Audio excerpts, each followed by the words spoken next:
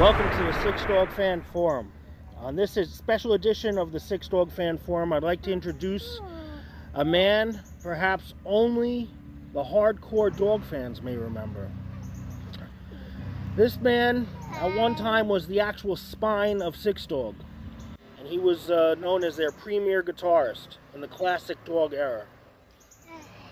Without further ado, a man who really needs no introduction to the first and foremost of the dog fans back when, I give you the Monsignor himself, Brian Broche. Hello everyone, how you doing? Hey Brian, so hey. How you been handling this pandemic, man? Doing alright, It's a little hectic, you know. Alright, cool. We're doing alright, I guess. Just gonna ask you a few questions here Okay. About your tenure in the band, Sixdawg. What years were you in Sixdawg? I know I think it started around 97, Okay. around that time. 97, Okay. 98, 98. maybe 99 the latest, if anything. Alright, yeah, I think Yeah. I remember it being like around 97, 98, Yeah. something like that. Going to shows, things like that. Yeah. Okay, so I'm gonna ask you, at what age did you start playing guitar? I started playing at 10 years old. You know, I lived in Ossining, and my parents got me a guitar teacher. Okay. That's how it started. So he taught me how to, to play. And who were your primary influences? Back in there, in the beginning, was Kiss. You know, Ace Frehley was the man that I loved listening to. and Rock stuff like soldiers. that. Yeah, no doubt. Good old Frehley, the spaceman Yeah. himself. Yeah, no doubt. He's definitely an influence on a lot of guitarists. Yep. No doubt. What was the first band you were in? The first bands were really like back in high school. People that I knew back in high school. A lot of kids that were a little older than me and stuff. So, but we never really played anywhere that much. But it was just a gathering, getting together and learning songs. So I was like in two bands like that, and then mostly the drummer in the first band I was in with them, Drew Seaford.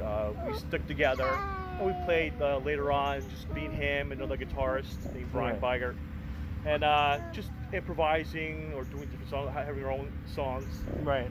But also me and the drummer were in another band, a hardcore band. Oh, okay. Back in the day with other friends in school, which I think was Awkward Thought. Awkward Thought. So we played a lot of places in the area. We played like Rock and Rex. Oh, Rock and Rex, yes. Back in the day. Was one of the old. I remember going to see I think Point over there with I think it was Akil. I think Samir was in the band at the time. Oh yeah, okay. It was like one of my first exposure to the Westchester scene. No doubt. So yeah, the guy that was the leader of the band of Awkward Thought, John Franco. Mm-hmm. He worked there, so he was able to play there and stuff like that. We played at some other big place in, I think it was New Rochelle. Right. And it was a big show for us because a lot of people and stuff like that. But other than that, ABC No Rio, down in the village, things like that. Cool. So, I was gonna say, what were some of the bands you were in prior to Sixdawg, but I think you covered that. Yeah, I just mentioned that. Yeah, so I kind of stopped by then. I was working at the movie theater, the Sawmill Multiplex. Right. And then that's how I remember working there too. The Yeti. Old Yeti. Yeah. That's how I knew him there. That leads me into the next. How did you actually end up becoming a member of Sixdawg? Sixdawg, yeah. It was I was working there. I became a manager and stuff. And by that time, Akil, I guess they were looking for a guitar player for Sixdawg. And he asked Akil, he played, what did he play in Sixdawg? He played drums. Drums. He played drums in there, yeah. I'm going to sit down here. So he asked me if I want to come by and, jam and, see right. if it worked. And I said, sure. All right, cool. So the old Yeti was instrumental in recruiting the Monsignor, huh? Yeah, the Monsignor. Together, yeah. All right. What are your memories, or what were some of your most memorable Sixdawg shows? ones that really stick out in your mind? There was a lot of good ones that we did. I mean, we played a lot of places like Shakers. We played the Blackthorn a lot. Oh, the Blackthorn, yes. Yeah, so there was a lot of memories like the Blackthorn. One of the highlights was definitely like we played someplace in the Bronx. We did a battle of bands. Okay. Someplace somewhere, and I think that was Blackthorn, right? Blackthorn was in the Bronx. It was somewhere else it was either Bronx or Yonkers or something like that. I don't remember. Might have been Yonkers. Yeah, maybe. So far, we came in third place. I was cool. surprised. Okay. There was a lot of people there too, so I was kind of impressed Keith. that we. Oh, Lowdown maybe? Was it Lowdown? Could have been the Lowdown. Lowdown was in Mount Vernon. That was where, Mount Vernon? Yeah, over near where the Arc Drugs was, off the Cross County. Now I think they're building condominiums. Oh, really? Oh, yeah, we did an interview with James, the bassist, at one time, and just when it was still a supermarket. So. Oh, okay. So yeah, all right, cool. Yeah, so yeah, we got there in third place and stuff. And then one other highlight was we played CBGB's twice. Oh yes. You know, CBG. I think I was there for those shows. Those shows like that. How was that classic. CBGB show? that was great. I loved that. Yeah. It was classic just to know. Unfortunately, it's not there. Yeah, I know. They tore it down. That, for anybody that they have no respect for history. No respect for musical landmarks. But to say that you played there, it's awesome. Yeah. Nice it's definitely bragging rights. Yeah, come here. What exactly. are you doing, you silly goose? Come here. Oh, come on. All right. So, what are your memories about recording American Mutt? Not much. Just the fact that we were at a place called like Prime Studios. Prime Time. Prime Time. That's it. Prime Time Studios. That's the studio that was run by Tarek, right? Yes. Tarek Salangi. Yes, I think so. Yeah. Yeah. So, much love to Tarek Salangi. I think he was a great help to Sixdawg. So we definitely got to give him a shout out. Definitely like the studio. That was a nice place and stuff like that. And right back then we got our chops down and stuff. So great to easy. Play the music, and definitely guided us. And Keith, to get the songs right. So who was playing bass? Do you remember who was the bass player? By that time, it was Buddha. It was Paul. Buddha. Okay. He was playing. By that time, it was. Once you say Buddha, I'm gonna ask you the next question. Any funny stories about rehearsing American Mud, or just in general behind the scenes stuff? I think we all clicked. It was great because it was Buddha, and we always Tim DiPietro, who was the other guitar player in the band. Yes, I remember Tim. Well, by that time, so yeah, everything went well. Everything was great to do things. Cool. All right, so what was the inspiration behind "Can't See Tomorrow"? A very well-known Sixdawg hit that I actually just myself found out recently you actually co-wrote. A song that is still played often to this very day. I'm flattered. Actually, it was something that Buddha came up with, and I don't know why. I just clicked with it, and right away, I'm not normally a guy that writes lyrics or something like that. Right. And it just came to me. It's just the idea of it and stuff like that. I just went, and I appreciate that Keith, kept the lyrics close to what it was, the idea of it, and then it just went like that. So yeah, it's cool, kind of cool. Yeah. All right, very good. All right, so listen, what other songs did you write with Sixdawg? I didn't write any other songs with them. It's just maybe. Did you help out on any? Helping me put in solos or something like that. Okay. Or helping in making sure how the sound sounded. Or yes, I mean, it was basically Keith really had it down how he wanted it and stuff like that. And Keith at that time, what was he? He was doing what? Because I know he plays guitar now. Really? Okay. They have a vocalist. He was the vocalist. Singer, but yeah, but I guess in his time, writing the music, he can the guitar and get this stuff how he wanted it. So. Yeah, now they have a new vocalist. His name is Mike Rizzo. Okay. And he's got a few other side projects. Prince Nigon, Rap Royalty. As a matter of fact, I think they even do. There's another side project he has. I think. The Bat. I can't remember the actual name off the top of my head. Okay. Something Shadow of the Bat or something like that. Yeah. Oh, very Batman, it reminds me of Batman when I hear the name of it. Hi, yes, baby. Yes, I'm right here. Yes, I'm right here. But today the star of the show is Mr. Monsignor, all right? Not you. Well, he'll always be my star of the show. Yeah, he's always be the star. All right. So, Sixdawg, for better or worse, is known for numerous lineup changes. Right. Who did you play with during your tenure in the band? Which member maybe did you see most eye to eye with musically and artistically? And if there was anyone that you may have clashed with, like personality-wise, musically or artistically? Let's hear it. No, the great thing was that we all clicked. There was no animosity or nothing like that. Everything went well and stuff. But in the beginning, the first, I think it was just me. I don't remember if there was another guitar player. Right. Keith and Akil, and then the bass player, I don't know his name, but he was like an Indian guy. Yeah, great bass player. I think he was in for a little bit. He did a few shows with us. What was his name? Hold on, let me try to think. Yeah, I think they just called him Ray. I think Did they just call him Ray? It might have a long name. They just called him Ray. Something like that. I think, yeah. So, but he was there for a little bit and stuff. Did a few shows. Actually, one of the shows we did with him was, I think it was like a Scarsdale. Summer recreational. Yeah, like it was like a pool show. That was a cool show. Yeah. Wow, so that's taking it back. I remember that pool show. Yeah, so that was cool. And then after that, I guess, I don't know. Then that's when Paul, the Buddha, was came on in. And then Tim, Tim would work with me and Akil at the movie theater. The youngster, he was the youngster of the group. Oh wow, I didn't even know. So, I forgot Tim worked at the movie theater. So I actually like ended up working at the movie theater myself at one point. Yeah, that's working, right. I think, the concession stand. Yeah. But you guys were the ushers. Yeah, the ushers and stuff like that. Yeah, so he was the youngster, 16 or 17, came in as well, and Right. played the rhythm guitar and stuff. So it was good. So why did you ultimately decide to leave Sixdawg?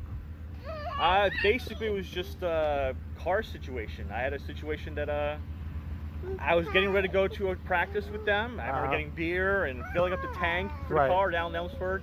Got on 287 and a piece of something, jumped out of a truck, whatever, and hit the bottom of my car and sliced my gas tank. Oh, Jesus. So, and it took me out of commission. I had no car, stuff like that. So I had to concentrate on work. So unfortunately, so I bowed out by then. So unfortunately, all right. Yeah. So.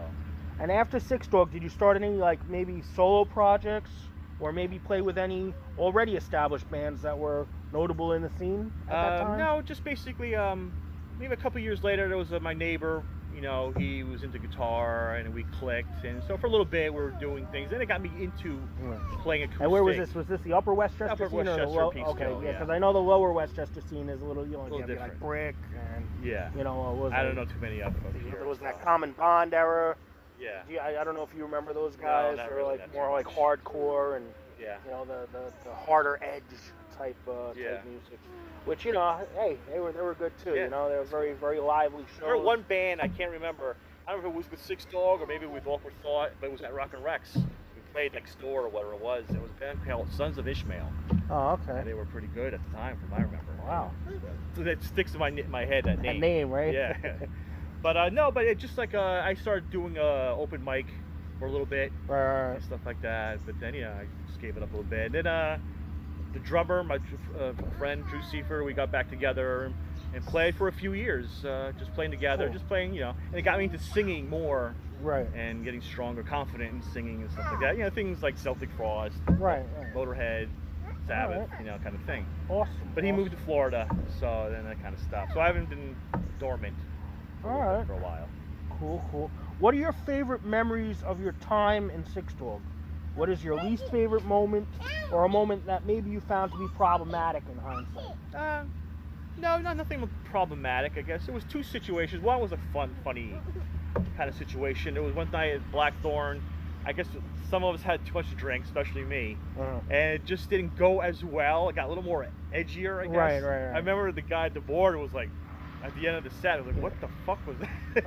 And I was like, yeah, that was a little much. It sounded like I was playing Slayer or something. There was one time, I think I remember Blackthorn, someone came up on stage and just jammed with you guys. Oh, yeah? Oh.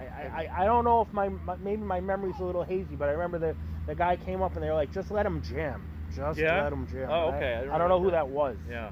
And then, the last show I did was I'm not sure. Or maybe that might have been with one of the bands that was playing with you guys. There was one show, I don't know what happened. Had something to do with Keith or something, I don't remember. But it was delaying our set. We were ready to go on stage and stuff like that. I don't know what happened.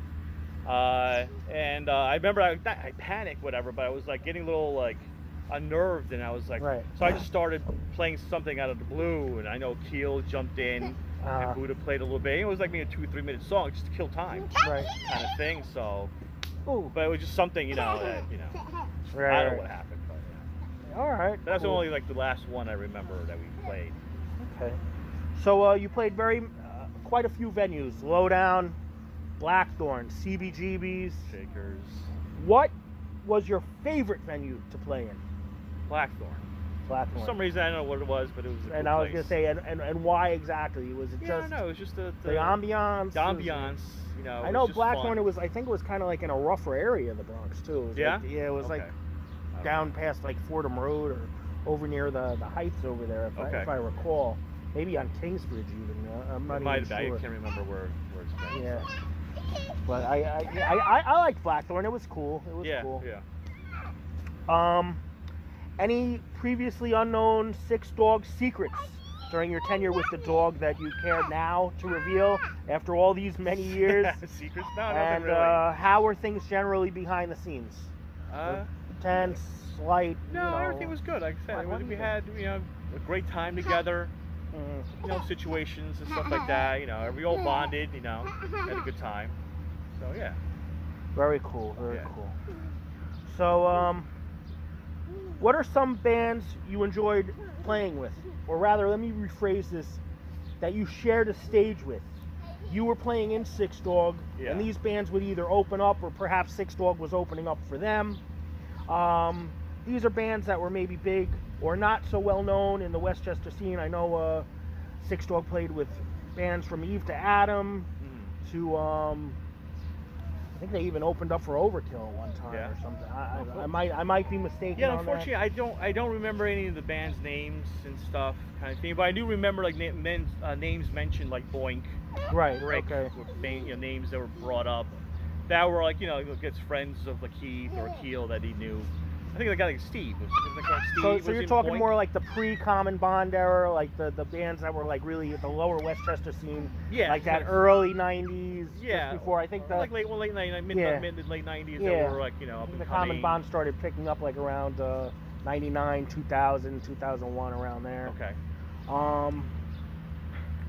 So did you have any favorite local bands that other like than I said, Sixdawg? I didn't know them well enough to be like, caught my attention like that.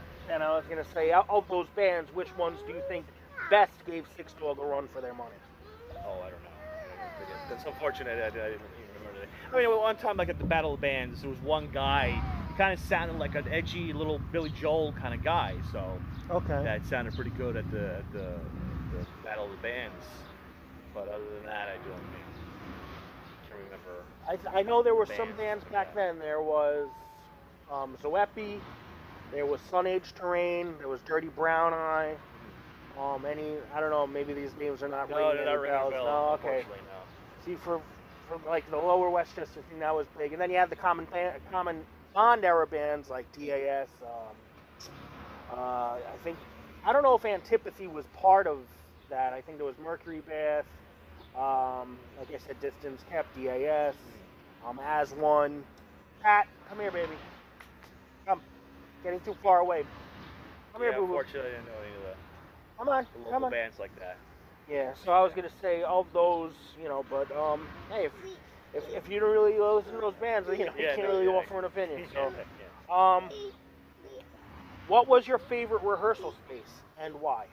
Well, actually, the only place we ever really rehearsed was in Keith's room. At his parents' house. He was up at the upper loft there, that big room. Right. So we were able to jam together in there for a long time. I remember carrying my amp up the stairs. Right. 2 flights of stairs and stuff. So. All right, cool. That was the only place. And then of course, prime time, with the recording and stuff like that. That was the only places that we did anything like that. All right. So, it was good. Yeah, it was nice and large room. So this question is kind of weird. Actually, I don't know why I even wrote it, but were you ever pleasantly surprised by a member of Sixdawg for doing a selfless act, something that was noble and perhaps helpful?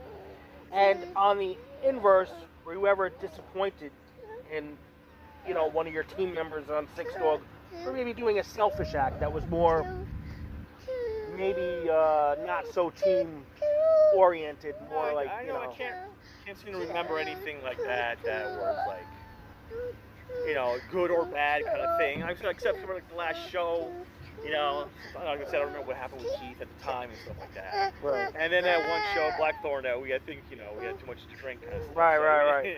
Okay. So it got a little mishmash there. But anything like, bad or good other than that, that's. So then that leads me into the next question. Was there ever a time you were disappointed by how a show went musically? Like you didn't pull it off the way you wanted to pull it off? And was there ever a time you were like really surprised, like wow, that really great? You know what it was, and I'm sure a lot of guys that are in bands that have done this, play like short sets. And you go there and you're ready to go, and you're playing. And it's only 30 minutes, and by a 30-minute mark, you're ready, charged to go. Right. You play another hour or two, and it's over. Right. And it's like, it's like now you gotta get off the stage and all that stuff like that. Right. So that was the tough part, but the majority was like we had a good time. Things. You had those moments that you didn't play as good, but Right. But all in all, it kicked ass. Cool. So Cool. we had problems with that. Last question. 20 questions here, right? Last but certainly not least, what do you think the future holds for both Sixdawg and yourself, musically, just in general? Also, second part of the question, would you possibly be open to taking the stage again with Sixdawg in some type of reunion type situation? Okay. With Sixdawg, I'm not sure. I've always kept on hearing that they would get together again, or they play, or something like that. I mean, a good 10 years ago, there was something in the talks of them playing, and then I never hear anything again, so I don't know what was going on and stuff like that. Right. So that was, Kind fortunate of like thing. kept out of the loop. Yeah, so kept out of the loop, or just didn't hear like, hey, we're playing somewhere, join us kind of stuff, whatever, or check us out, whatever kind of stuff. Right. But that's unfortunate, that even if the people had to leave, get some new members, whatever the situation is, but it is what it is. So I don't know the whole aspect of any people had beef or whatever the situation. Right. But as to playing with them, sure, I'll be up to reuniting and doing something like that, even with different members or different members of different eras of Sixdawg. So yeah, cool. So that would be a problem. And what does the future hold for you musically? Are you not as much as I would love to? Any project you'd like to promote? No, right nothing. now, Unfortunately, nothing like that. Band you're in? Like that. But no, I just think I've had some tapes of Sixdawg playing live. Well, actually, you might have. Yeah, I think gave copies to Keith, maybe. Okay. I might have, because I've seen some on YouTube that, like the at the Scarsdale pool. Right. Okay. And I'm not sure I gave a copy to Keith maybe at the time, and another show too. It was Okay, saying that maybe one bass player from the. So early you have era. these copies. So I have these copies. I have one copy from rehearsal. Right. To practice, I know stuff. Keith would definitely love to take a look at those. So I gotta check those ones. I saw a little glimpse of them, and I was like, hey, they kind of remind me. We could definitely put them up on the page, and you don't even have to wait for. My wife Clara was the one that took all these videos and stuff at the show. You don't even have to wait for, if you have. Yeah, once I get them, and I want to definitely put them on. You could put them up on too. What are you doing? DVD, and I'll hand them out to you. This little mischief maker is trying to sabotage my interview. What are you doing? Do too, huh? But I'd love to get back to playing sometimes. So sometimes I have the purpose. Sometimes or get busy. Come around. So Right. to though. Sometimes when I hear music, something you love, and it's like just to sit down and play again. And any special messages for the fans? Thank you for all your supports throughout the years, even in my era when I was in there, and then of course the other bands group after that. So and I'm flattered that a song like "Can't See Tomorrow" was it's an enjoyable song from its inception. So that's cool. So thank you everyone. So very good. Keep on rocking. Hopefully the dog is back. Yes, I think the dog will be arising soon, like the blazing sun. Exactly. Any final thoughts? No, just the one thing I just wish this whole thing is over, this coronavirus. That how have you been holding up during the pandemic? Okay, doing all right. It's just that a lot of plans you had to go see shows, for example.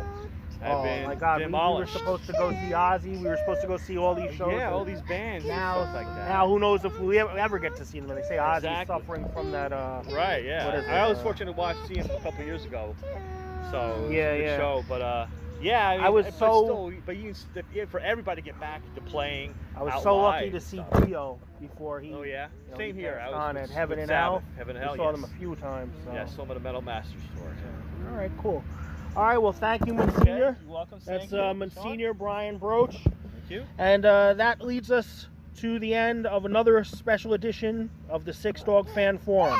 Until the next time, dog disciples, keep it tuned here for the newest Sixdawg news, and we'll see you on the other side. Take care. You want to say anything, baby?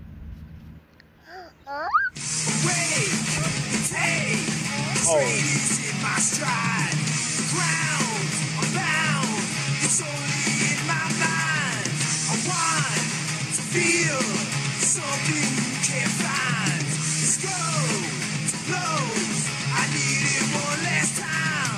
My eyes are white, forgive me, hold on.